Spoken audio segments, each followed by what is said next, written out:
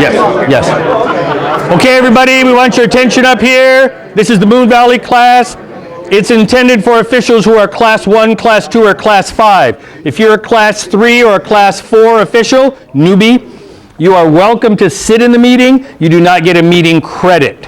For those of you who have been through the rookie class before, and certainly if you've been in this class before, you know that we do a little bit different material and our conversations are slightly different than brand new guys. So brand new guys are welcome to sit in for informational purposes. You do not get a meeting credit.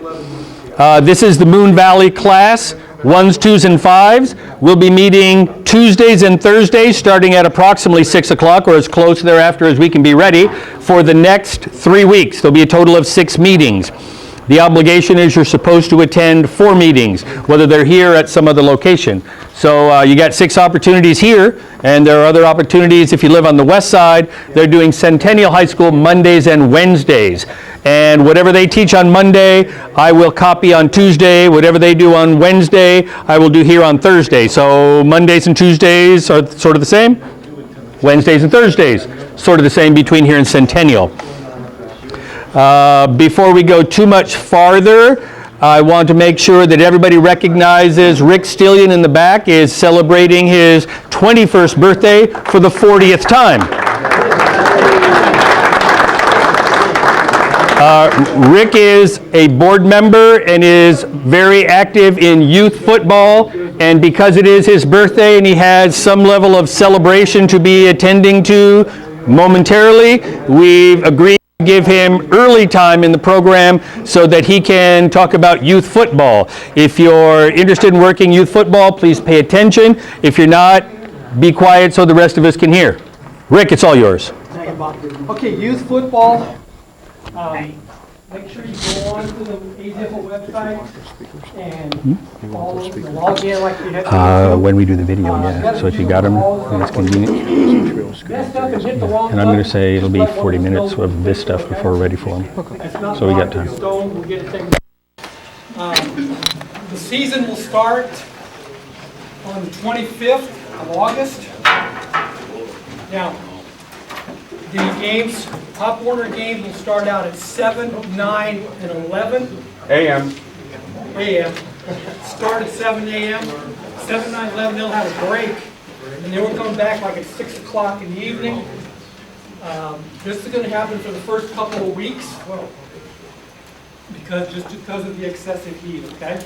Now, there's also this year, we're waiting for a handout to be sent from Pop Warner, but we're going to have a new division called Tiny Mites.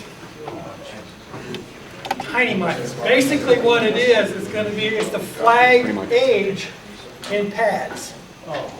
Okay? No, but that's not played. So anyway, it's going to be Tiny Mites.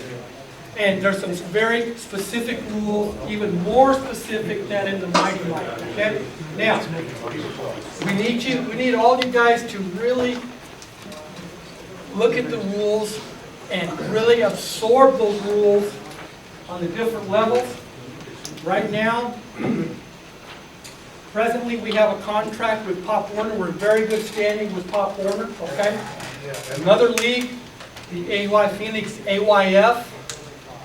I'll tell you this right now, as board, we've been meeting with different leagues. We've been going all since the season ended last November. We've been working on this. Well, the Phoenix AYF wants to go in a different direction. So with their officials, okay? We drew a line in the sand and said, here's what we have. We've worked hard to get to this point. We're not going to backtrack. Okay? We have a very good rapport with Pop Warner, and we're ready to start the season. We met with their coaches on the 21st, and we're ready to rock and roll with these guys.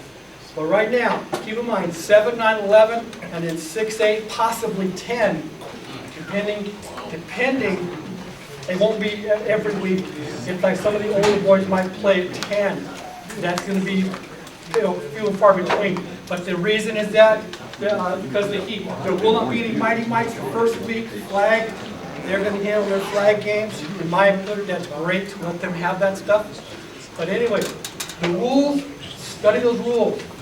Because one thing we have really put forward to Pop Warner is that we are going to put the best product on the field that we have.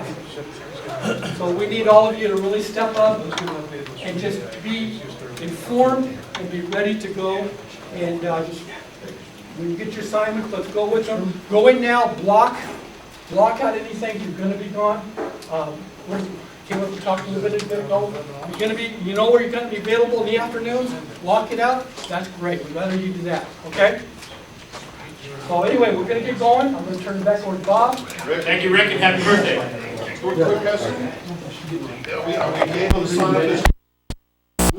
Yeah, we'll work that, but right now just get in.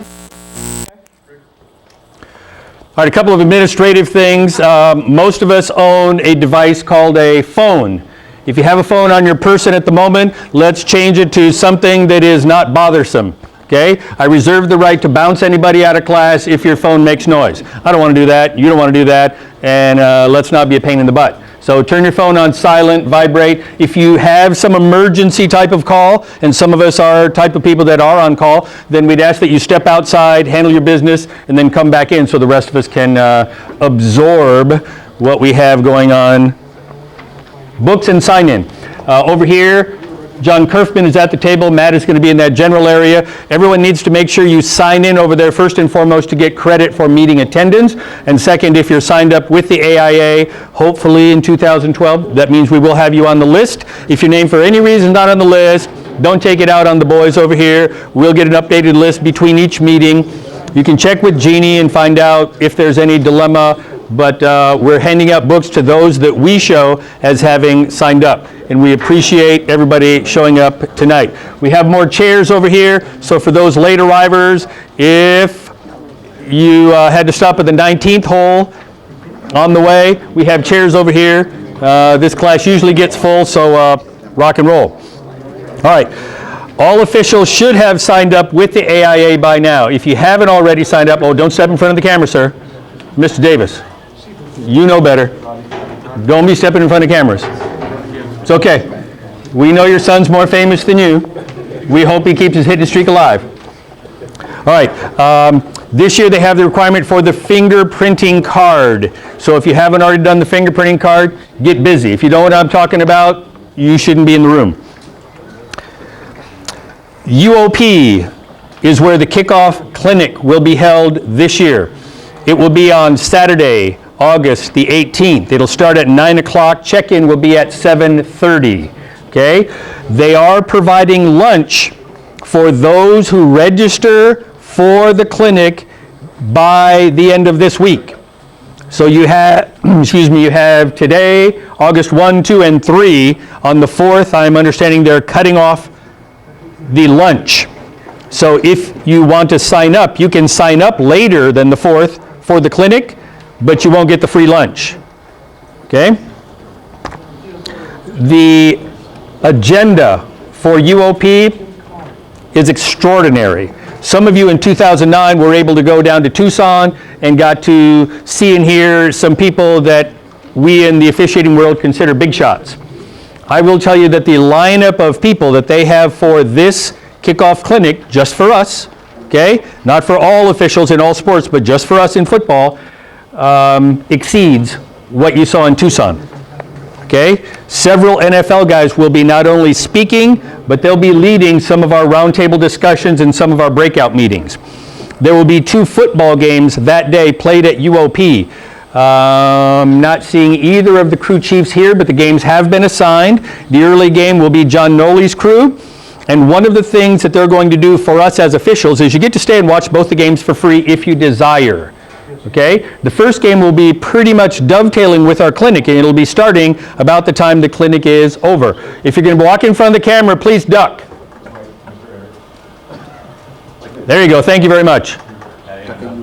All right, and what we're going to do is, if you've been in UOP before, they have section numbers. The 100 section is the lower level, and that's where they're going to open it for everybody, general seating.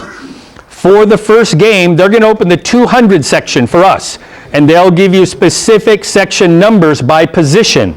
They'll have the referees sitting in one section, the wings sitting in another section, umpires, back judges sitting in different sections. And there will be college and NFL officials who work those positions, okay, with each section. And you will get to do real-time critique, real-time discussion with college and NFL and high school officials by position. I think that's a wonderful opportunity to not only watch guys on the field, okay, but also to have discussion about how come he's standing there? Why did he move in that way? Do you think that was a good call? Now, I don't know how much the NFL guys are going to be critiquing quality of calls or selectivity of calls, but I'm going to tell you, I think it's a wonderful opportunity to learn more about the game that you like to officiate. So, kickoff clinic, UOP, August the 18th.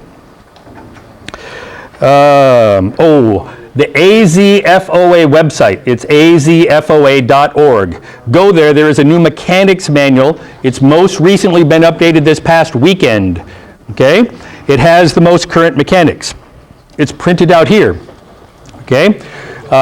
Look at that. Those are the adopted mechanics for the purposes of classroom training and the purposes of discussion in this classroom. I know from time to time somebody says, yeah, but I've done it this way for 47 years, and we like it that way.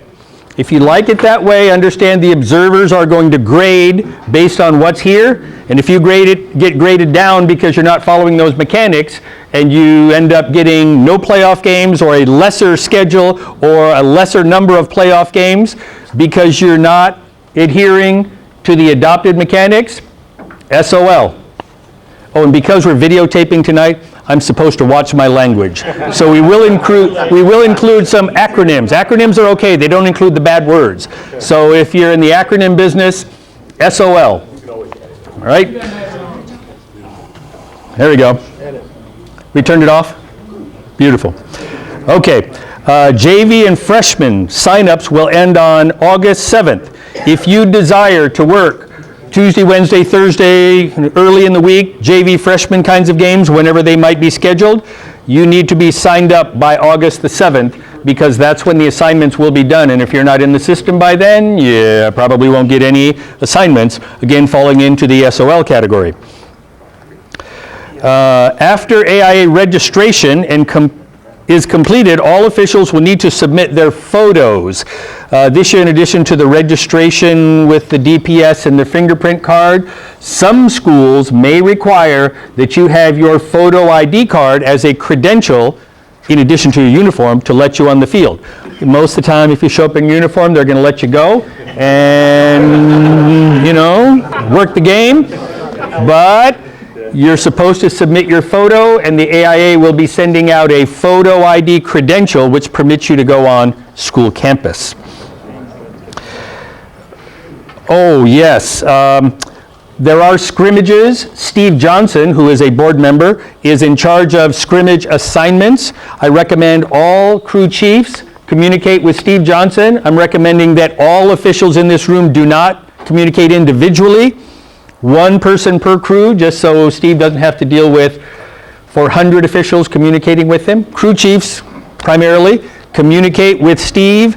Let him know when you're available, when you're not available, if you've worked a scrimmage before. I know he has a reasonably complete list of scrimmage assignments already, not made out with crews, but at least the dates, the times, the teams. If you know of a scrimmage, have whoever's in charge of that scrimmage communicate with Steve Johnson, or you can communicate with Steve and say, do you have this scrimmage on your list? There is now a better mentor program than there has ever been. And we're encouraging those people who have interest in mentoring first and or second year officials to sign up. You go to the azfoa.org website and sign up. There is a little bit of qualification in that just the fact that you've signed up doesn't mean that you will in fact be selected to mentor. Okay? There is a group that's reviewing the mentor list and selecting mentors. And if they have more mentors than they need, not everybody's going to get in. And if they have some people signed up that have worked on the field and not shown that they put a quality product themselves on the field, they probably won't be selected to be a mentor, if you know what I mean. Okay? Hey, Bob, can I make a point here? What you're signing up to do is be a mentor liaison or a mentor coordinator. Every certified official is a mentor. So you're not, but what we're hoping to do is that all you guys, all you certified guys, will give good feedback and good good instruction on the field to all the sub-varsity officials. But we want to provide a name and a phone number to our new officials, somebody they can call as they see on the field and say, hey, I did this game the other day and Bob Seedsman told me that I should start off on the kickoff in the middle of the field on the 30. Is that right? Or something like that, or just talk about game situations, a buddy, so to speak. So that's what the sign up on the website is for. And John Kirk. Chairman of the mentor committee. So the question that was asked earlier, if you want to communicate with someone who is reasonably in charge, John is the guy. Let's see here. If you would be willing to serve as a mentor, liaison during the coming season, please use the link on the AZFOA homepage when you get home this evening. Sooner is better than later. The new guy classes have already started. Okay, they started last week, and so they have people who are signing up looking for mentors, and if you'd like to be a mentor, it doesn't do good to sign up in October. Okay? If you need further information or clarification, please reply to John Kerfman after this meeting or somewhere else in the future. Our program, each time we meet, Tuesdays and Thursdays, this week, next week, and the following week, will consist of two primary segments. We'll do announcements and stuff like this to start off, but we're going to have a PowerPoint that has a particular lesson, and then we're going to have some video. In the past, we've used video from the Hawaii High School Football Officials Association. Bless you. And they were very good videos, and they served a point. But now, we've had television for quite a long time here, and we have some very quality officials in our own state. Many of you know Tyler Caramelli. He's the son of Dean and the nephew of Don. And he has done an extraordinary job of putting together videos with voiceover, and we'll see a couple of those segments tonight. You'll see in the video a number of officials who are in this room right now. Some that aren't in this room, but it's all Arizona officials. And there's some still shot photography for things like equipment and stuff like that. But the live plays and the video are from here. And you get multiple angles, multiple camera shots, the end zone. He does slow motion and stop action sometimes. They're wonderful, wonderful videos. Personally, I think they're better than the Hawaii. You can make your own determination. All right? During the PowerPoint, we'll stop, we'll ask questions, we'll have discussion. Once we get into the video, we're going to watch complete plays and try to continue and go forward. Okay? I'm going to try not to stop every few frames and review one segment of the video. We can watch the different camera angles and we can certainly discuss the plays.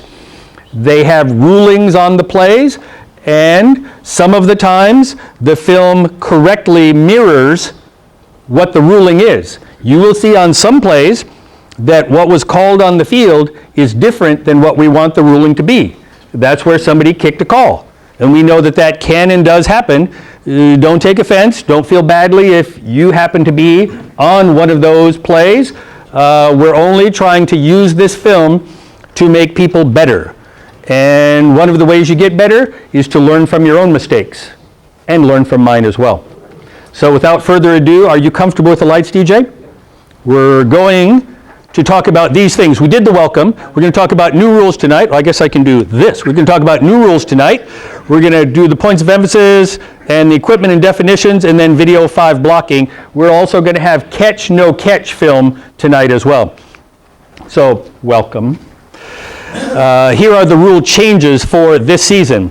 corporate advertising and markings on the field of play has been modified. It used to be that you couldn't have it in certain areas and you couldn't wrap around the pole. Now they said these people are paying a lot of money in most cases to have their corporate logo there.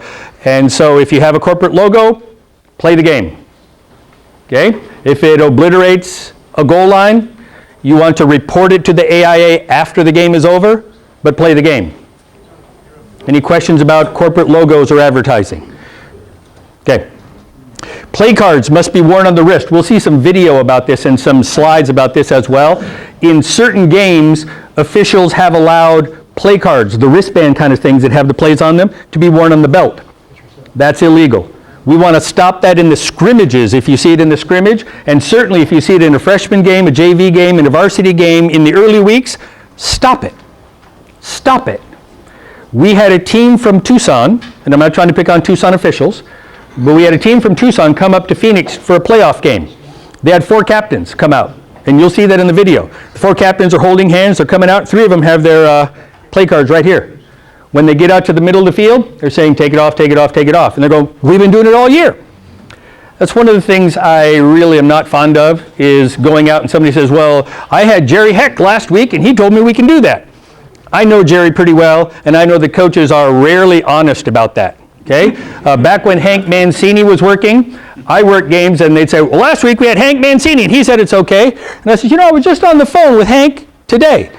And I talked to him about that very thing, and he told me he made you take them off. Okay, or to pull those knee pads down to cover the whole knee. So I don't believe coaches, and one of my favorite lines when we do have that scenario is, I understand you may have had a different scenario last week, but tonight we're playing by the rules. Usually you don't get much argument then. Tonight we're playing by the rules. Okay?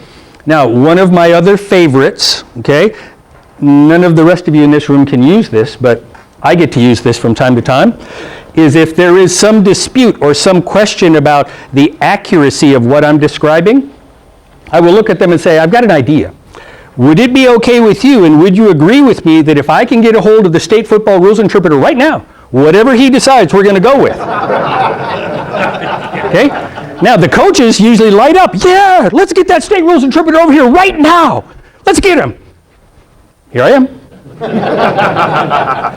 Okay? So, the rest of you in the room can't quite use that. It's worked wonderfully for me, and I even use that in Pop Warner games. I'll get the high school state football rules interpreter here right now on this field. How about that? Would that be okay with you? And whatever he decides, we're going to go with. Okay? You can use something like that if you like, but don't put my name on it. All right. Yeah, right. And some of you have been with me on games and seen me actually do that.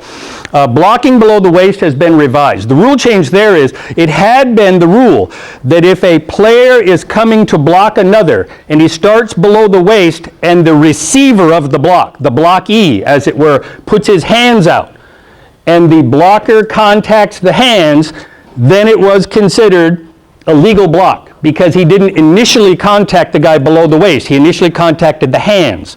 Now we're looking at the position of those hands. And if he contacts the hands below the waist and then continues into the player and then blocks him below the waist on the body, not just the hands, that is considered a foul, and it's a block below the waist. Even though the initial contact did not occur below the waist of the body, it occurred on the hands. You're looking at the position of the hands. Following along? So that had been an exception, that because he contacted the hands, okay, you waved off the blocking below the waist. Now, let's talk about the scenario that says this. If John's coming at me, and he's coming high, and I get my hands on him and push him down into my below the waist area, that's not a foul. The initial contact with the hands must be below the waist in order for a foul to occur. That's an important ingredient there. Everybody should know that one. Next we have catch revised. They've taken out the force out. Okay? For a while we had the thing about, was he going parallel to the line, was he going back to the line? We all know that in high school we don't care about feet, right? If an airborne receiver gains possession of the ball, it's the first part of his body that touches the ground. It can be the hand, the helmet, the shoulder, the elbow, the knee. We don't care about feet. It may be a foot, and commonly is a foot, but it's not 1 foot or 2 feet. It's the first body part that touches the ground. Okay? That's what the high school rule is. First body part that touches the ground. All right?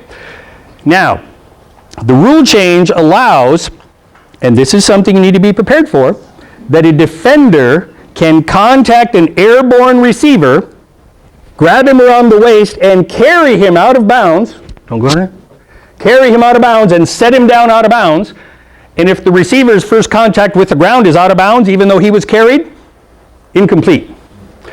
It used to be that we considered in our mind, in our judgment, if he had not been contacted by the defender, where do you think he would have landed? No more. No more. It's where he really lands. It is the responsibility of the receiver to land in bounds. Got it? It's the responsibility of the receiver to land in bounds. And I'm going to talk about one exception to that. One exception. Okay? The exception is follows. If the receiver is airborne and gains possession of a forward pass, okay?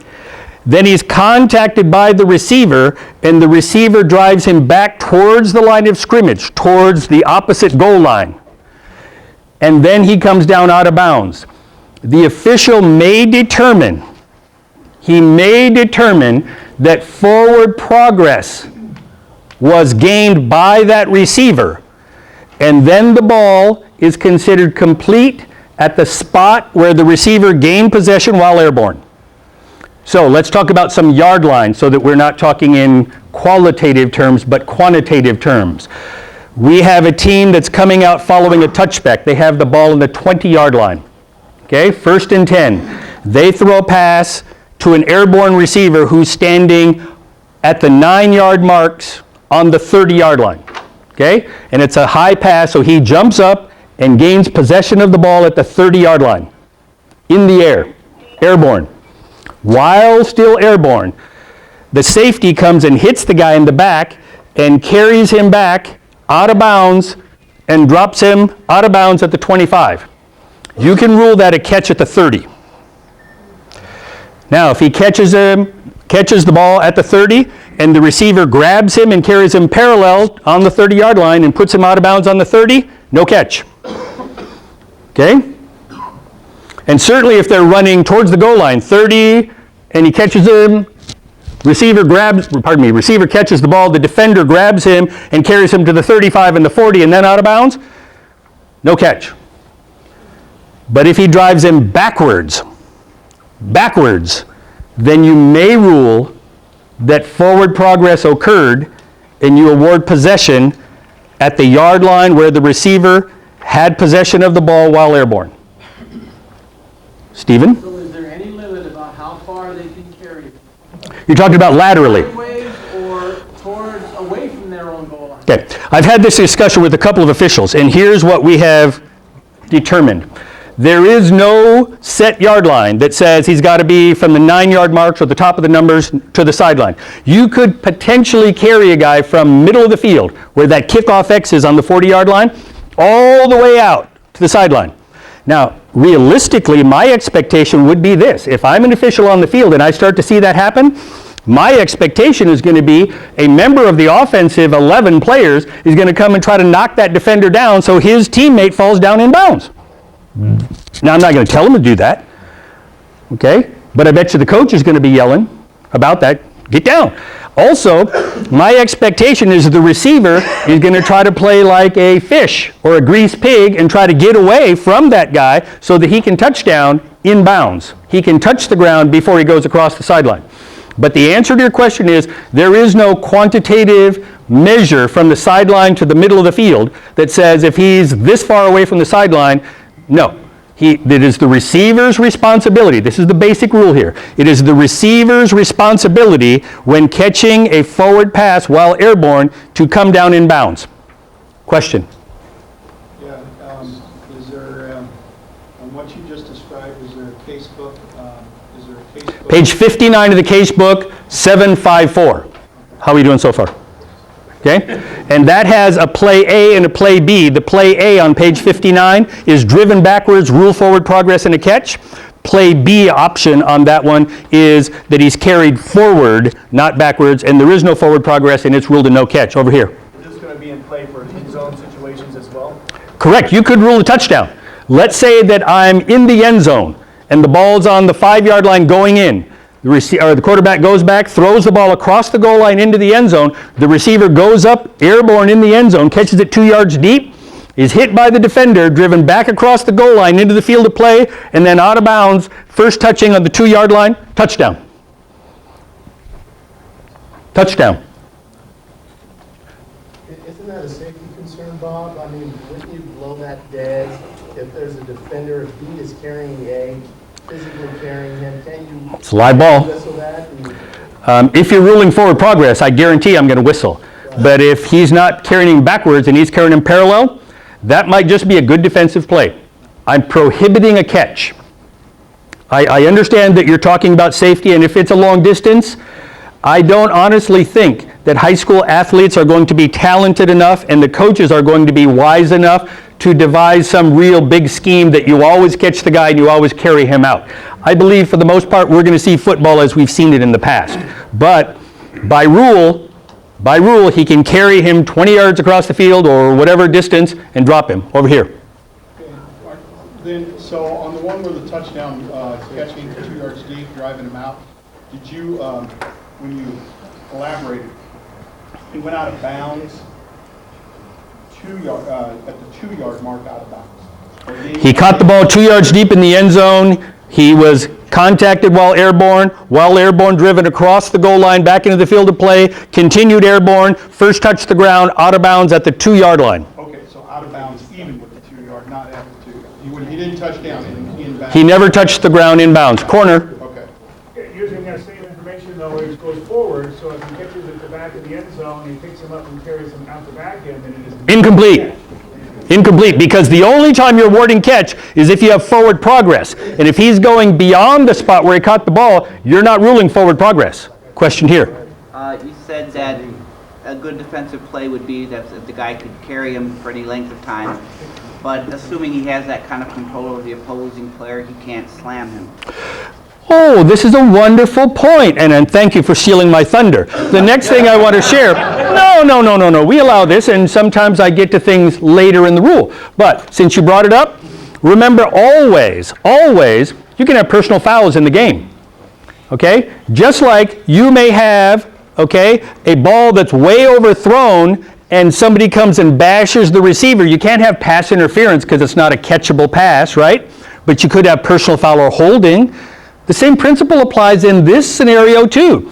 If you have a defender who's carrying a player, okay, and he gets him to the out of bounds and he slams him down, I'm sorry, my mistake there, I make them often. He slams him down on the ground, then you could in fact have a personal foul. You may have an incomplete pass because he went down out of bounds and didn't touch in the field of play, but you could have a 15-yard penalty against the defense. Yeah, that'd be no different than if they did Right. any time. Over here. Same scenario, offensive lineman going on the field, tackles both players.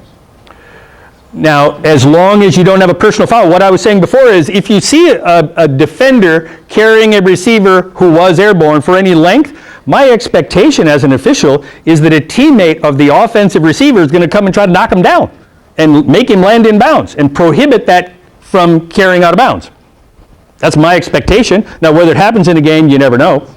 So being a wing, we're promoting the blowing up, that like the lineman to blow up the receiver and make a contact. I would be reluctant to use the word blow up because that could be construed as a foul, okay? But he could contact him and cause the receiver to land in bounds. Okay, so be careful on the language selection just so somebody doesn't construe a penalty by blowing up. All right, we're going to move forward on this. We can talk more about it later.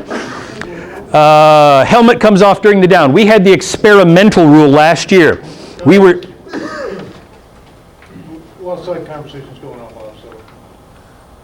Knock it off. I'll shine this in your eyes. No. Help us out here and let everybody participate in the class as a class, not having your own little huddle over there. Okay, last year we had the experimental rule that if a helmet came off during play and there was no foul by the defense which caused that helmet to come off, like he grabbed his face mask and pulled the helmet off, then that player whose helmet did come off during play was obligated to sit out. Okay? we had the thing that you could buy back in with a timeout. Remember that? Okay. With the data that we gathered and turned in, the Federation has adopted a new rule that's very close to our rule that was experimental. The difference is there's no buyback. If a player is deemed to have his helmet come off without the benefit of a foul on the opponent that made the helmet come off, then that player will sit out one play. There is no option for a timeout to buy him back in. How about at the end of a quarter? End of a quarter, end of a half, you can buy back in. Okay? There is no requirement because the quarter has ended, and when the official does this, then that player is allowed to come back in. Okay? End of a quarter, okay, you can come back in. Same thing, end of a half, even though that is also an end of a quarter.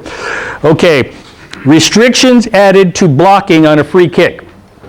First of all, we've seen a play, and I first saw this in youth football, where a team would try an onside kick, and they would dribble the ball slowly, and members of the kicking team would go in advance of the ball and try to block, legally block, members of the receiving team back across the 10-yard restraining line. Assuming we're kicking normally from the 40, they would go ahead of the ball, starting at the 45, and they would block guys lined up at the 50 who might be waiting for that ball to go 10 yards, block them out of the way, block them back 10 yards, and then a member of the kicking team would come in behind the blocker and recover it as soon as it went 10 yards.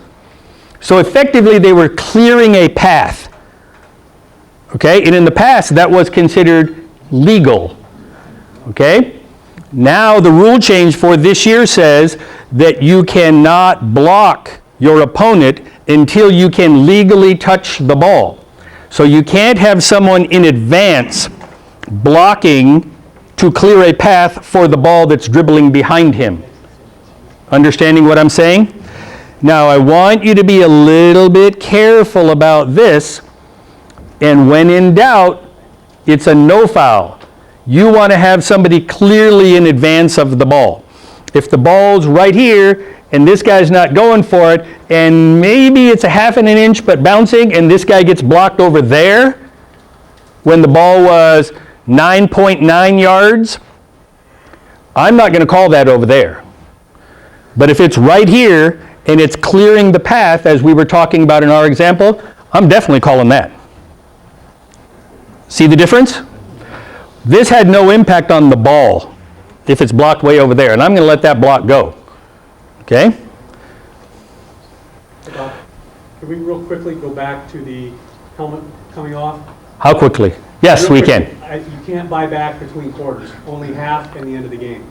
Thank you, Scott. Okay, we have a clarification, and as you will see many times during our class, I'll make mistakes, and I promise I'll make a couple more tonight, just for everyone's benefit. It is not at the quarter end, it's half or end of a game, so you could come back in overtime. Thank you, Scott, I appreciate the help. Okay, grabbing the mouth and tooth protector is a foul. We know that most guys have the mouth protector that has the strap that goes to the face mask. The penalty about grasping the helmet was helmet or any helmet opening. They have now included language to make it also a foul if you grab that strap or you grab the protector. Okay? So the strap for the tooth protector and the tooth protector proper are considered a part of the helmet. And if an opponent grabs them, okay, then it is a foul. Okay? Last year, you could grab that strap and it was not a foul. Rule change this year creates a foul. The horse collar revised. The horse collar foul has always had two components. One is grabbing by the collar and pulling, okay? And in the past, it has been backward only. We'll talk about that change in a moment. And then the second is taking the player to the ground. So if you grabbed him by the collar and pulled, and he was strong enough to get away from you and you didn't pull him to the ground, you did not have both components and you did not have a horse collar tackle because he wasn't tackled. Okay? Likewise, if you grabbed him in the front of the collar and pulled him forward and to the ground, okay, that was not a foul because he was not pulled backwards. Likewise, it said that you had to grab the collar of the runner and tackle the runner. And the scenario existed that if by the force of the tackle or any other force, you grabbed him by the collar, began to pull him backwards, and he fumbled the ball, and then you subsequently pulled that player to the ground, he was no longer the runner, and some states interpreted that as didn't have both components to the foul, no flag. And so they were trying to pull hard enough that you not only dragged the guy down to the ground, but you dislodged the ball. And if you were strong enough to pull him back by the collar and have the ball become dislodged, some states were ruling that no foul. They've taken that language about must be runner when tackled out. And if he loses possession of the ball during the time that he's being horse collar tackled, it is still a foul. And so grabbing the collar of the runner, that's important, and then pulling down whether he's the runner or not constitutes a foul. The second change to that rule is they've also determined from a safety standpoint that it's not just backwards that can be dangerous. And so now it is backwards or sideways. If you pull him forward, that's considered the direction he was likely running anyway, and that is not a foul. But if he's pulled backwards or parallel to the side of the direction he was running, then that is a horse collar foul. So the two changes are, number one, he doesn't have to have possession at the ball when he's tackled, still becomes a foul. And the second is that he can be pulled sideways and still be a foul. So those are the two changes for horse collar. Good? Next. Illegal equipment. Play cards must be worn on the arm. This is legal. This is, sorry, Charlie. Is it just that they put that in illegal equipment now this year? Is that why it is? Because I thought the rule was there. It was clarified last year. The rule has been there. It was not consistently enforced. And so they want to make it a point of emphasis, and there is a rule change that talks very specifically must be worn here. So that's why it's new, is because it's now under illegal equipment? Yes? Hey Bob, is that all levels, including the little guys on Saturday? I would defer answering the question about youth football because we know we have some differences in towels and things like that. So I would talk to your youth football guys like Mr. McMahon, who has his hand up. Let's see if we can get a determination. We've always told them that they're going to go by, well, not telling them, we're advising them that they should go by all NFHS rules. There are certain things like Colored towels. the towel, because that was great. You know, Grandma gave him a towel at Christmas, and here you are, going to get that towel up. You know, things like that. This we're going to need to stick with. So my understanding from Mr. McMahon's comment is this is enforced at all levels, youth football through varsity. Okay, that's what I'm hearing. Okay, here we talked about contacting above the waist that continues below the waist is legal. That's the example we showed with Mr. Nelson here. So starting the contact up here is above the waist, and even though you hit that and then slide down here, that is not a foul. Legal continues to be legal. It's initial contact below the waist that is the problem. Okay, now we have contact with the opponent whose hand is below the waist. Here we're saying this is below the waist. And even though you touched the hands before you got to the body, this becomes a foul. Okay? The touching of the hands here when the hands are below the waist does not eliminate the opportunity to have a flag. In the past it did, but now if the hands are below the waist and the block continues to the body below the waist, foul. We want to be conscious, like we talk about withholding, that you see the whole play. And you didn't have contact above the waist and the block E pushed the blocker downward. Oh, here's our catch. Foot touches inbounds, maintains possession, is a completed pass. Okay? The key language here is first contacting the ground inbounds while maintaining possession of the ball. Okay?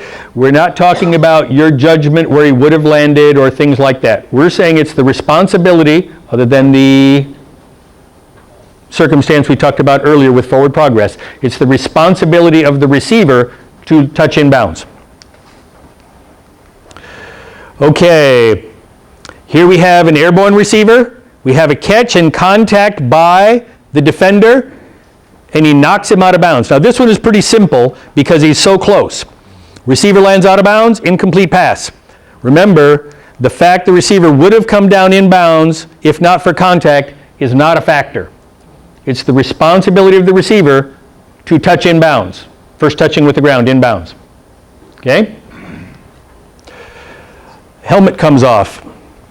Oh, Scott, we really appreciate you help. Whoop, let's go this way. We really appreciate you helping unless halftime or an overtime intermission occurs. So it's not quarter, and I apologize for the error. Okay?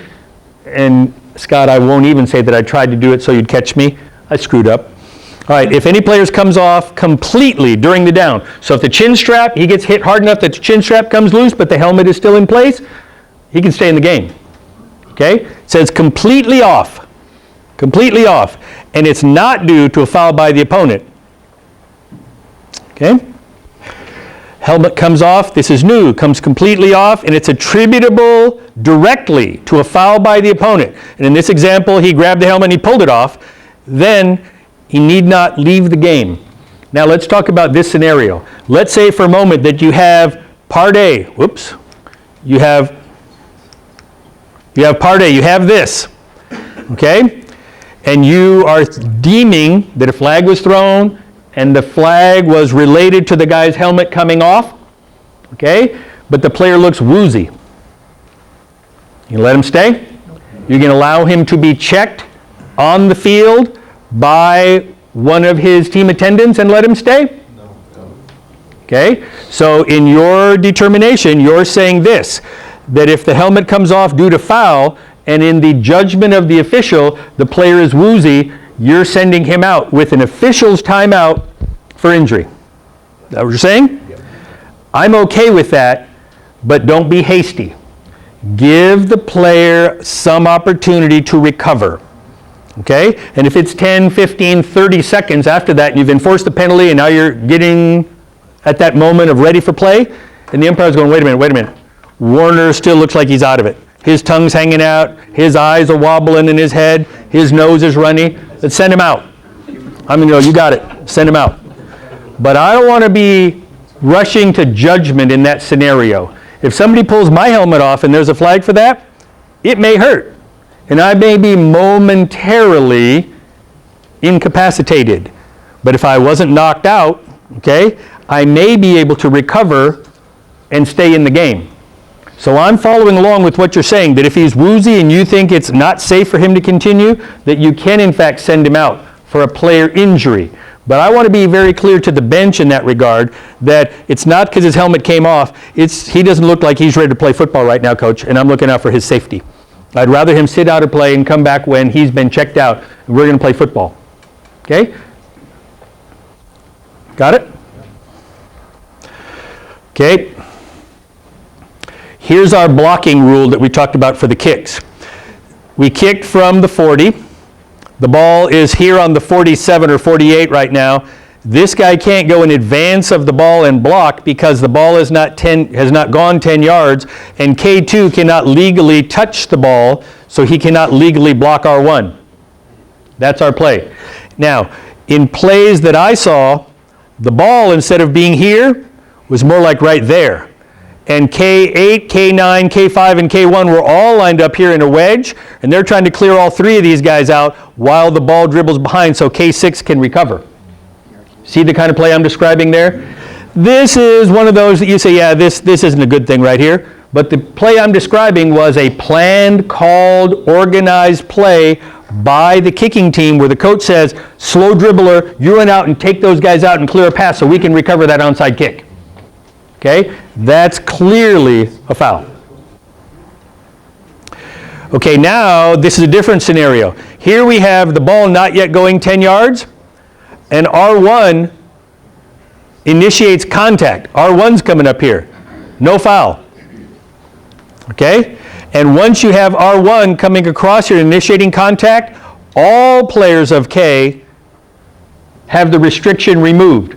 Once R1 comes across that line and blocks, even though the ball has not gone 10 yards yet, okay, once he blocks, then it's open season. Got it? So what we need in order to maintain the opportunity for a foul is for R to stay back here. Okay? And for K to be the initiator on the block. It all comes down to contact. They have to contact first. Even if they cross the line, there's no Right, if he goes across the line and stands there, okay, not a problem. Say that again? If K1 goes across the line and stands there but doesn't initiate contact with the receiver, no foul. It clearly says right here, shall initiate contact. And if he doesn't contact him, he just goes and stands there and watches, can't call a foul. It's not a legal block if he doesn't block. So it does require contact.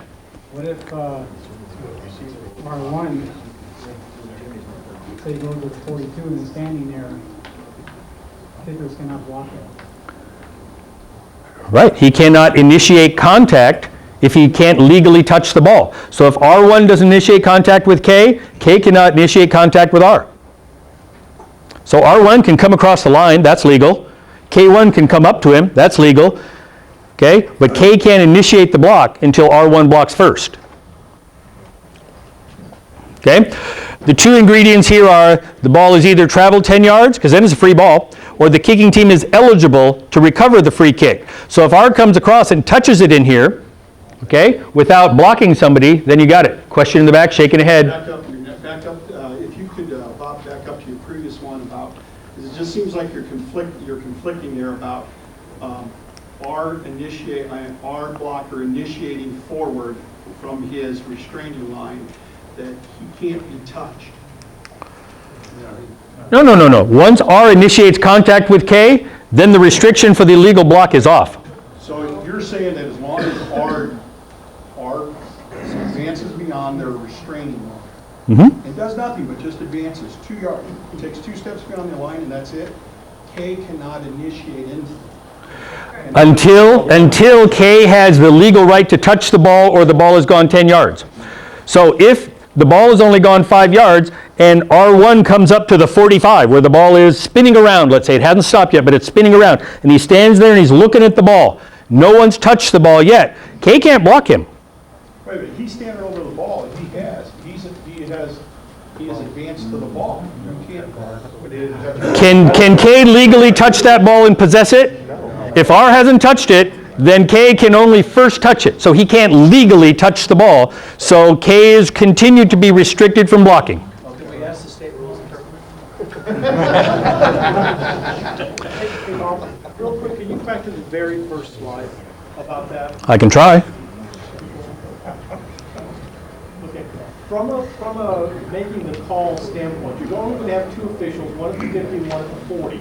Over here on the 40 maybe, and over here on the 50. So, and depending on which side it is, you're either going to have the official calling it from behind the play or from across the field. Right? You could have this guy on the 40, but if this ball is kicked, he should be moving up and should no longer be at the 40. He can stay up here, but you may have the guy in the 50 here. And this could easily be a team call. I would say when in doubt, throw your flag. Yeah. And it's like one of those forward pass, did the ball cross the line of scrimmage? Better to have the flag down and then come back and say, oh, we're going to pick it up, than throw a late flag. Matthew? Bob, can you show us the signal for this one? No. Let's see. The answer is it's an illegal block, and so I'll have to look and get to you later. Bob, can you elaborate on the very last statement of the rule there? The kicking team is eligible to recover a free kick. Oh, sure. And let's talk about how that can be true without the ball going 10 yards. Let's say that he kicks a line drive and it goes 10 yards and hits R1 when he's standing there, and then the ball bounces back. K can go and recover it now, so he can block. Likewise, if R comes across the restraining line, across the 50 to the 45, and touches the ball before the ball goes 10 yards, then it's a free ball and K can block. Likewise, once R comes across the line and initiates contact, then K can legally touch the ball. Okay? 3 scenarios.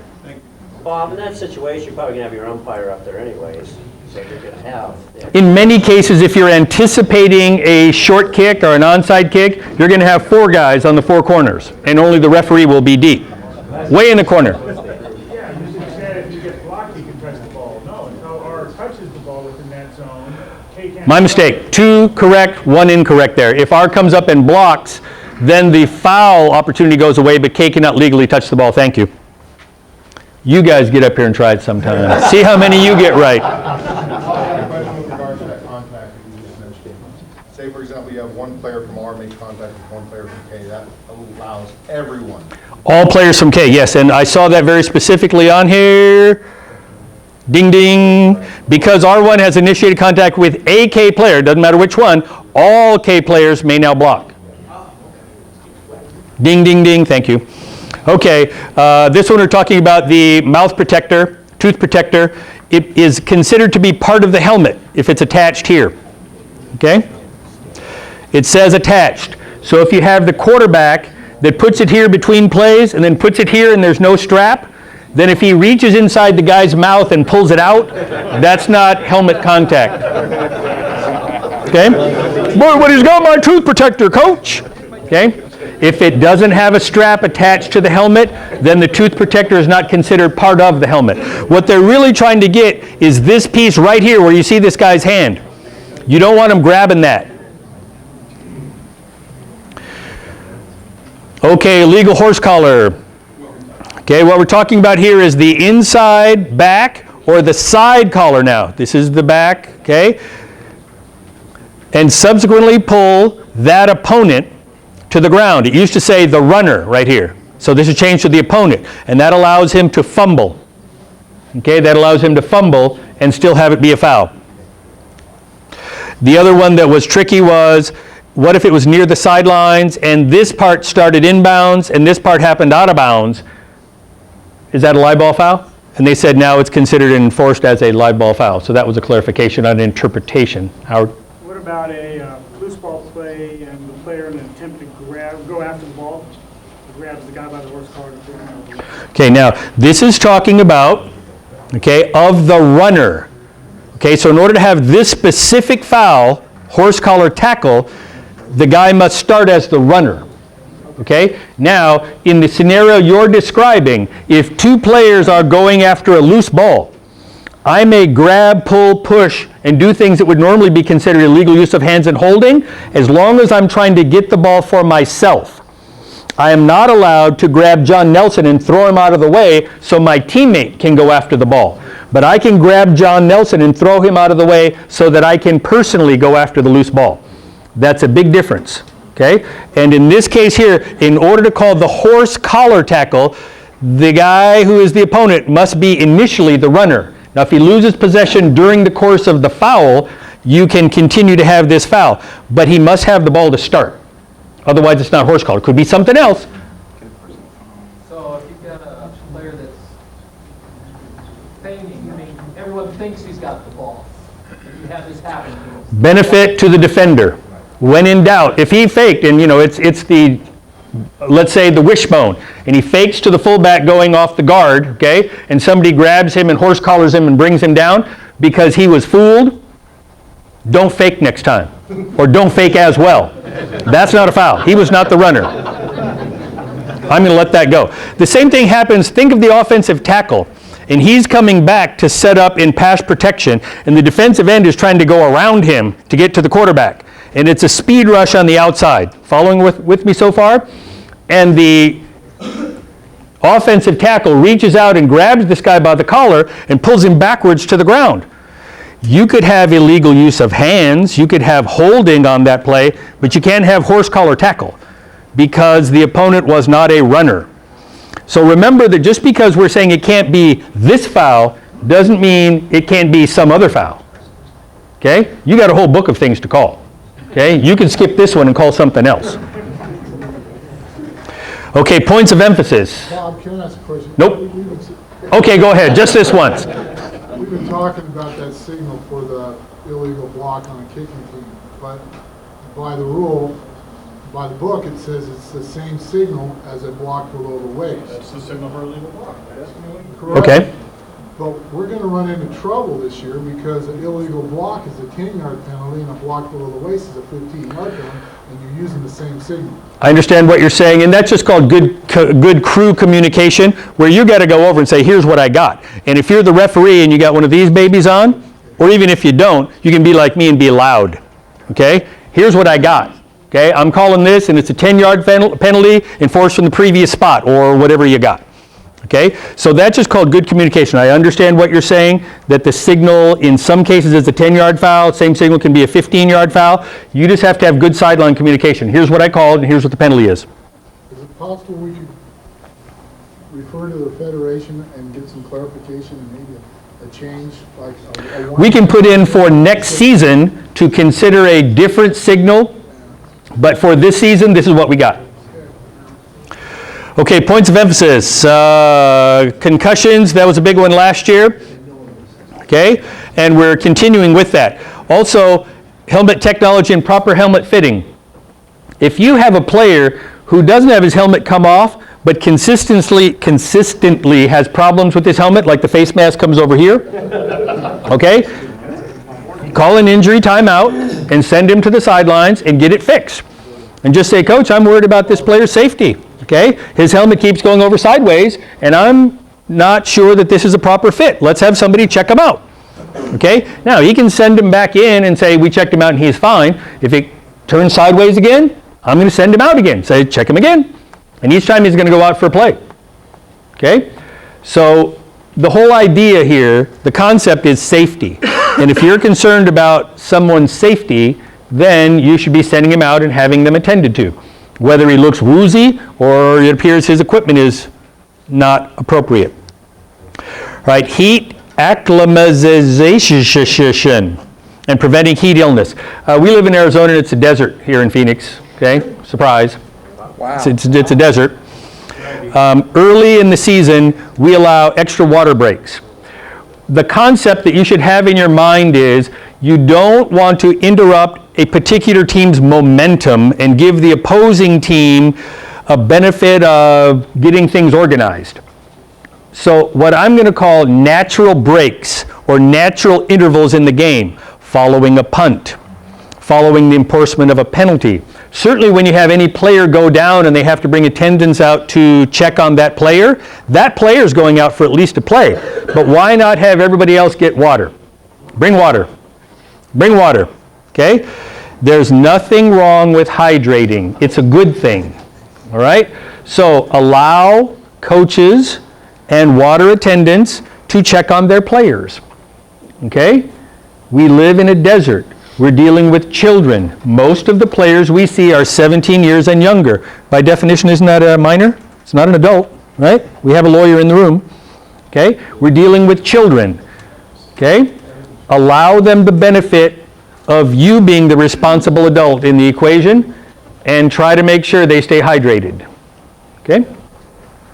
All right, illegal shifts involving the quarterback. With Pop Warner, with freshman and JV games, when we have a quarterback who's about to go under center, okay, sometimes we see this.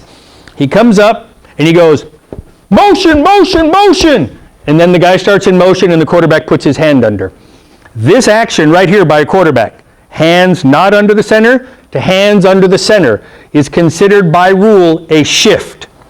And if you already got one guy in motion and the quarterback does this, you've got two guys in motion. And unless this guy in motion stops and resets and all 11 are simultaneously stopped for a second, you got two guys moving before the snap. Okay? Now, in a youth football game, freshman game, scrimmage, I'm going to say, hey, quarterback, next time you want that guy to go in motion, put your hand underneath first and then give it this motion, motion, motion. Okay? And he looks at you like you're crazy because his coach been telling him to do it a different way. You say, no, that's important. And then I go tell the coach, hey, coach, here's what we got. And it's kind of like both wide receivers being off the line and now you only got 6. Some of these coaches are not as smart as us because they've never been to my class. Okay? So with that in mind, we have to help them out. Now in a varsity game, play 1, series 1, game 1. If he puts his hands underneath and you got a guy in motion, I'm throwing. I'm throwing. I'm not going to say, hey, next time. No. I'm throwing. And I'm going to go tell the coach, that's 2 guys in motion. You can't have that. This is varsity football. Okay? Now, he may want to argue with me, but guess what I'm going to say? How about if we get the state rules interpreter and whatever he says, we're going to go with? Okay? Let's be consistent in the way we enforce that. Pop Warner, help them out. Freshman JV, especially early in the season, if you see it, coach them into the correct method. Coach them. I'm not saying it any other way. Coach them. Tell them, here's what you got to do to be legal. And go tell the coach. Walk over to the coach and say, Coach, when that quarterback puts his hands underneath, that's the same as a guy resetting and going in motion over here. And when you got a guy already in motion and he does that, that's two guys moving. You can't do that anymore. Are you with me? You following what I'm saying? And maybe at halftime of that game, or after the game before the next one starts, you go say, okay, are you clear on that? And if you see him the next week, I'd flag him. We talked about this last week, Coach. And if he says, no, Jerry Heck had my game last week and he let me do it all week, I'm going to say, well, Jerry ain't here today. If Jerry comes back, he'll let you do it, but not me. We're playing by the rules today. Okay, Mr. Davis? When does this shift become set?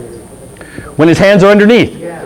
When is he ever set? If he's under there for 2 or 3 or 4 seconds, is he ever considered set? When his hands are under there, he's considered set. If he pulls them back out and he goes, no, get wider, and he puts them back in, that's another shift. Right. So if his hands are underneath and they stay underneath, okay, I'm going to even let him slide his hand up and dry his hand on the towel while it's underneath if he generally keeps them here. But if he does this, or he does, oh, forgot, put this in, okay? Okay, varsity football, no leniency, 0 tolerance. If the quarterback puts his hands underneath, that's a shift. Any questions on that? All right, here's the question that came up at Centennial, okay? Shotgun formation now, shotgun formation. So I'm back here, okay? I start my guy in motion, and I'm playing at somewhere where they have a big stadium. Who has a big stadium? North Point Prep, okay?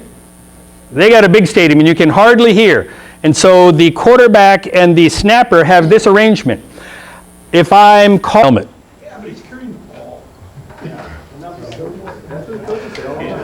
Remind me not to pick you up as a sub. Okay, personal fouls. This is the hammer shot. This is not the WWE or the UFC or anything like that. Blows to the head, and the head is considered from your Adam's apple up. Adam's apple up. Okay, blows to the head. Okay. With the forearm, fist, locked hands, or elbow, any of those, must be penalized. Must. Notice it doesn't say may. Must be penalized. If it's flagrant, it may be 15 plus adios. Okay, that is always your option. Now, if I'm the crew chief and any member of my crew comes up and says, I got 15 and ejection for this, I'm not going to try to talk him out of it necessarily, but I am going to ask some appropriate questions to make sure. Just as players and coaches can get excited during a ball game, we also can get excited during a ball game. And if you send somebody out, it's not just the duration of this. It's the whole next game too. Okay? So it could be 7.5 quarters. Okay? 7.5 quarters, potentially. Okay? So with that in mind, I might say, are you sure? Would you like me to check with the back judge and see if he had a different angle? Okay? Now I'm not trying to talk anybody out of it. Okay? I'm just trying to make sure, give you a chance to catch your breath, make sure that we're making a quality decision as a crew and not somebody was pissed off at that coach, so I'm going to jack one of his guys. All right, helmet fitting, we talked about this. Illegal shifts. Okay? Hands not underneath. Hands underneath. Certainly if he's moving his feet and stepping forward to get into this position, okay, that's a shift. But we're also talking about the hands.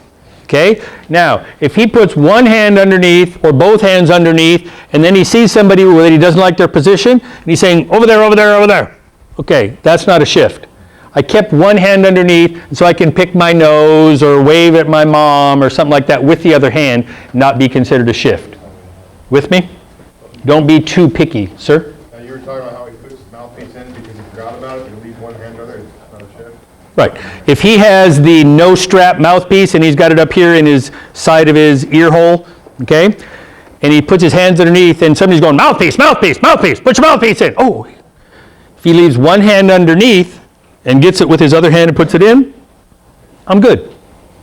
If he does, then I'm going to stop that guy, and I might say something like, you want to take a timeout? Let's take a timeout. Come on, let's take a timeout. What do you think? Timeout, let's go. And I'm going to try to talk him out of the penalty. Not going to tell him he has to take a timeout. Okay, blocking below the waist. Okay. We've had this play before, and some guys don't like to call this. And some coaches, when you call it, they're going, but he's on defense. He's on defense. He can't block below the waist. Yes, he can. It doesn't say in the rule book anything about he's got to be on team A or team K or team R. Or, it just says player. Okay? So if you have a sweep, and this dude here is the pulling guard, or the up back. He's a 32, so we're not going to make him a pulling guard. Okay? He's the up back. And he's coming out here to be the lead block. Okay? And the defender comes and tries to wipe out the interference. He's not trying to get this guy. He's trying to wipe out the interference by blocking this guy below the waist. That's a foul on this guy right here. Now, here's what I'm going to let him do. I'm going to let him do this if he reaches a hand out here and tries to grab this guy by the ankle. Because then, in addition to getting this guy below the waist, I'm making a play on the runner. It's okay. I'll put him down here for now. You don't have to even be quiet. It's okay. It's okay. I know the guy running the camera. He'd approve of this. All right. So, if this guy makes an attempt, and I'm going to say bona fide attempt, so we're using rule book language. If he makes a bona fide attempt to get at the ball carrier while he's contacting this guy, I'm okay. But if he's just going in for the purpose of taking this guy out, and he's making no attempt on this guy, flag. Block below the waist, defense. Tack it on to the end of the run. Okay? Okay, here's our box, right? Here's our box here. Okay? Both players lined up in the free blocking zone. 6 by 8. 3 yards in either direction, 4 yards and 4 yards. Okay, free blocking zone is defined as 3 yards on either side of the ball and 4 yards on either side of the ball. Okay? Contact occurs and the ball is in the free blocking zone. Now we can block below the waist in here. Now, this is our offense. We've got snapper, guard, tackle. Okay? What if they have wide splits? Okay? And let's say this guy, A2, is right where he is because he's on the ball, and A1 is about where A3 is, and A3 is right here. You going to let A3 block below the waist? What if they're lining up that way every play? And they said, that's just our splits. We got big guys. Okay? Here's my rule of thumb on that. Here's my rule of thumb. Okay? And it's actually rule of arm, but not rule of thumb, but we'll call it rule of thumb for this purpose. If the lineman can reach out with his hand and touch the shoulder pad or jersey of his teammate, then that's a legal split. And if he's monster enough, jolly green giant or whatever color he is, if he's jolly and he's a giant and he's out here and he can still touch his opponent and this guy can still touch his teammate, I'm going to call that legal split and I'm going to let him be outside 4 yards. Okay? If that's his split, that's okay. Now, a few years ago when Larry Allen was the coach at Ironwood, some of you guys know Larry Allen, okay? He used to have split tackles. And he'd have snapper, guard, and then he'd have split. And it would be like 10 yards wide. And the guy would be out next to the flanker. And he'd have split tackles. That's not normal. And that guy was clearly out of the box. He's not blocking below the waist. But I believe this. I understand what they're saying here. 3 yards vertical, 4 yards lateral either way. Okay? So from this line to this line is 8 yards, but from the ball it's 4 yards. Okay? I'm going to say if he can reach out and touch, and all guys between him and the snapper can reach out and touch, then that's okay. Now I'm going to give you one other example. What if you go unbalanced? And now A6 comes over here, and you got a reasonable split, okay, but you got guard, tackle. Okay? This guy, if you go unbalanced, could easily be out there. What do you think? You can let him block below the waist? What? Yeah. Okay. Yeah.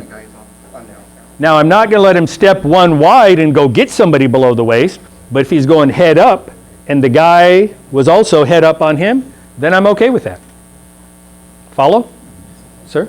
Would the same apply to the defense being in the zone? Well, it says both players. Whoop, sorry. It says both players must be lined up in the zone. So if B1 is out here and starts out here and then he comes inside, then you cannot block him below the waist.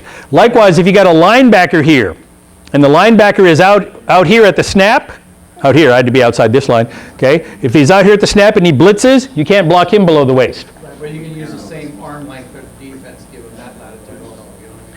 You know, if they're that close or whatever that proximity, you're not going to give them. If B1 is out here and he's coming around here, yeah, I'm going to let him go below the waist. It's close enough, okay? But if he's out here, okay, way out here, and he's coming in like that, then no. And we're also talking, it's got to be your initial move, okay? So even though guys lined head up on you, if I'm dropping back in pass protection like this, and then this guy I see is going to get around me, I can't go at him later, okay? I can't go at him later, okay? It must be your initial move. I can't step across and trap block a guy below the waist. Okay, that's not my initial move. I hesitated, I delayed, and then I blocked. That's not my initial move. Okay, improper uniforms. Let's talk about what we got here. Logo on the towel. Pop Warner, we're saying that's okay. Armbands, they're not okay. Colored shield. Okay, here's one of my favorite lines with this. Well, it's only a little bit tinted. It's only a little bit illegal. It's only a little bit tinted. It's not that much. Well, it's only a little bit illegal then. It's not that much, just a little. Just enough to make me go fix it. Okay, jewelry. You may not see this during a game. If he keeps his helmet on during the game, you may not see this, but you should see this. Okay? Now, if a guy has something like this, we're going to take it off. What if he has a medical alert?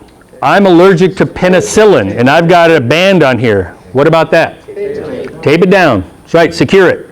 You can use box tape, clear tape, whatever, so you can still see what it is. And that way, if medical people have to attend to the guy, it's not covered up, okay? It's still visible, but you can't have it loose and dangling. And what you're concerned about here is not only this guy could get his arm pulled in a funny direction, but somebody can get their finger in there. I have a friend who played defensive line for 13 years in the NFL, okay? He's been retired for many years, okay? And when you look at his hands, none of his fingers are straight, zero, okay? Okay? His thumbs are the only digits that look like normal. All the other ones go like this, they're curvy.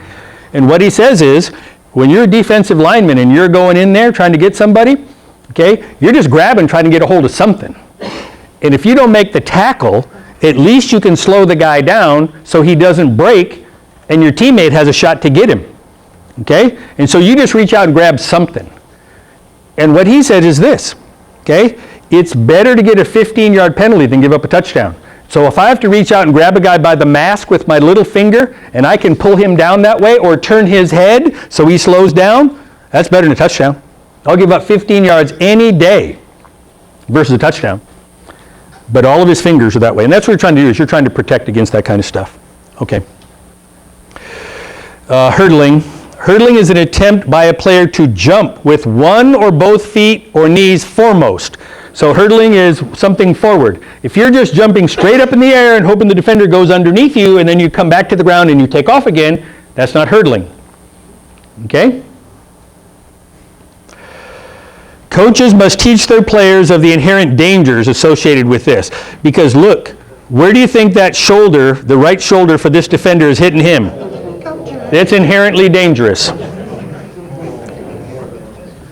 Okay, new mechanics. We used to have reverse goal line from the goal line out to the 3, and the wings would go back to the goal line. We're changing that now to the 5, so that's one of the changes. Okay, and this swinging gate formation, the umpire under the post, get ready for that, all you guys who are umpires. Jerry, you're going to love this. Okay, now I will tell you that there are a couple of states that the rules interpreters, the commissioners, and the on-field officials, when this discussion comes up, right here, and we talk about, we send the line judge under because we're playing the percentages. And that's really what we've decided in the old days, is we're playing the percentages.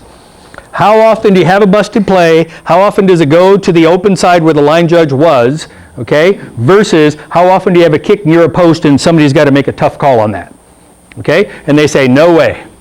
No way. We got to have guys here. Now, maybe in those states, and one of the states is Minnesota. The other state is also a snow state, but I can't remember the name of it right now.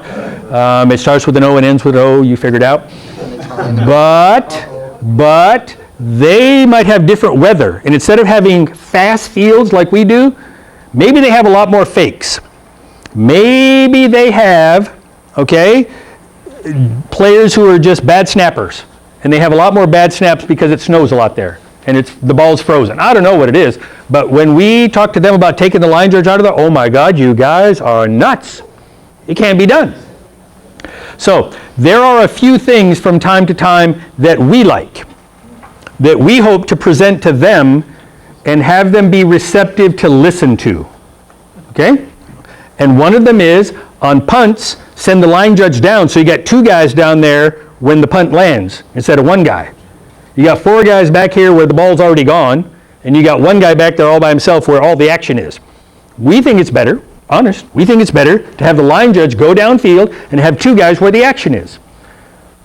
Are you guys crazy? So what we've decided is, we're going to go with this, but only in swinging gate. Only in swinging gate. Okay? So if a team initially lines up in swinging gate, instead of having the shift and then the line judge run underneath as fast as he can, and the referee over here on the post, and then coming back over here to the kicker and the holder, the umpire, when you see swinging gate, is going to go underneath and take the non-hook post, the line judge post, as it were. Okay? And you're going to stay with that. You're not going to shift. The referee will have the kicker and the holder, the kicker and the holder, and the kicker and the holder. All day, every day, whether they run swinging gate or they snap it. You got the kicker and the holder. Okay? You don't have any post. Now, if they come out in a normal kicking formation, no swinging gate, then the line judge is underneath. The reason we're doing this is we have states that love this and say we always have the umpire under there. And we're trying to be cooperative. We're trying to be team players so that when we have something that they think is nuts, they'll at least give us the benefit of the doubt and listen. That's what this is about. Okay? Now, what I believe, I'm not from Minnesota, I'm not from Ohio, but what I believe is this. If I were on defense and I saw this formation, okay, when the team shifts back up and tries to do a kick, I'm going to try to have one of my defenders line up like a safety. And as the ball is snapped, I'm going to run, step on the back of one of my defensive linemen, and try to jump really high and block it. Okay? A number of years ago, at ASU in a championship game, we had an out-of-the-valley crew. And they adopted this special mechanic. Okay? And the special mechanic was, you know that we send the line judge down on punts, right?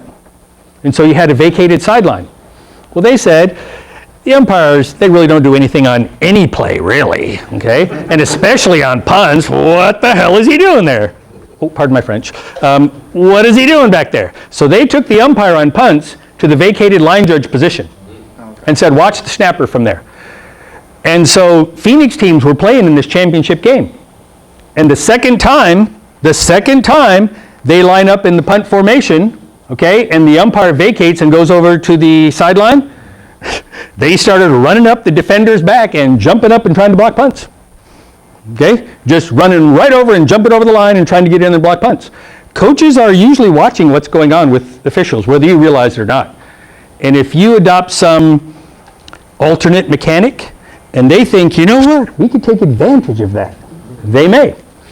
And so part of me, without having had discussion with coaches, says that when we employ this mechanic with umpire under the goalpost, we may have some coaches, okay, who send somebody over the top of the line to try to block the kick. I'm just saying. Oh, one other thing on here. On the AZFOA.org site, go under members, and then down here on this drop-down menu, officials manual, this is it. This is where you find it. Okay? All right, the swinging gate is new. Here's what we got. Referee always going to be over here, and you're to the open side of the holder. You want to be able to see the ball snap. You want to see his hands. You want to see the ball placed. You want to see the kick. Never over here. Never, never, never. Okay? Over here always. He's by the chains on whatever the line of scrimmage is, normally the 3, but it could be moved by penalty. He's going to be over here, same deal. He's going to be same deal. The umpire goes from this spot to here. So this guy doesn't have to run anymore. And the referee doesn't start here and then shift over, you just stay there. Got it? Whoop. This button. Whoop. Now, what they show here is, watch the referee when we have the shift. I'm pretty much going to be about here anyway. Okay? I'll probably be maybe a yard wider or a yard deeper, but I'm probably not going to be there. Okay? Okay, the 5-yard line going out. This is our reverse goal line mechanics. And so now R has the end line. These guys have goal line. Okay? And this guy's waving at his mom. Okay? So here comes our play. See this? He's moving back. With the snap, he's moving back. I got goal line. He's not waiting to read the play. He's moving back like we used to do from the 3. There they both go. They should be mirrors. Okay? Now between the 5 and the 10 with a right-handed quarterback. First of all, you should have some communication between this guy and this guy. Okay? You should be looking across and say something like, me and you, we got it. Sharing the goal line, got it. Me and you, we got it. Me and you, we got the goal line. If you're not doing that, why? Okay? Whenever we're down in this area, whether you're going in or going out, I don't really care. I think it's kind of helpful on every play to say, I got goal line, my goal line, it's all mine, I got it. Okay? Or the back judge, if you're moving in toward the goal line, okay, saying my goal line, you guys got goal line now, we're switching, you guys got goal line. Okay, you guys got goal line now. Okay? Don't players communicate? Why can't we? There's nothing wrong with saying my goal line, your goal line, every play. I still got it, still me and you. Me and you, we got it, sharing it. Okay, so the ball is snapped. He's coming back to the goal line now, over here. He's still got line of scrimmage, and this guy is over here just kind of hanging out. Okay, equipment. They cannot be all clear or white. We want to easily be telling that they have a mouth guard in. If it's clear, it may look like nothing, it's invisible. If it's white, it might look like his teeth. So it can be half black, half white, but it can't be all white or all clear. Eye black must be single stripe, not extending beyond the eye sockets, and no writing. They have these things that are similar to pad, however many there may be strung out there, must be covered by your jersey. Okay? Must be covered by your jersey. Is it attached to the shoulder pad? The answer is you should pull it down. Now, once in a while, through play, it'll come torn up. If you see the guy, if you go back this way, it seems like, well, that doesn't look that bad, right? It looks like he's diving in the end zone, scoring a touchdown. But then you go here, and you say, oh, look at all that stuff. Okay? You write a book on that. All right, equipment. Okay, here we've got the funny shield, and here we've got the armband, or the compression sleeves, and there we got the tint. So, trouble. Okay, equipment. This is clearly white, completely white, so that's trouble. And here you got all this, okay? Tim Tebow. Sorry, Tim, not today. All right, definitions. Any questions on this stuff before we go into video? Hey. Quick on those tinted shields, you need to make sure to look through the shield. Yes. I want to say this as politely as I can. Certain players have darker skin, and if you're standing in front of them and looking into their helmet and you see their face, you get a distorted sense of what that shield is. And what I recommend is if you're unsure in any way, first thing you do is you get to the side of them and you look through this way. And if that still isn't giving you the answer, you call an official's timeout and say, son, let me see your helmet. And you get the helmet and you hold it right up to the light so that you're looking through the neck piece. You're looking this way, out through the face mask that way. Hold it up to the light. And that's going to be your answer. Okay, thank you. That's a very good point. Don't forget to take out your sunglasses. What's that? Don't forget to take out your sunglasses. Right. Sunglasses.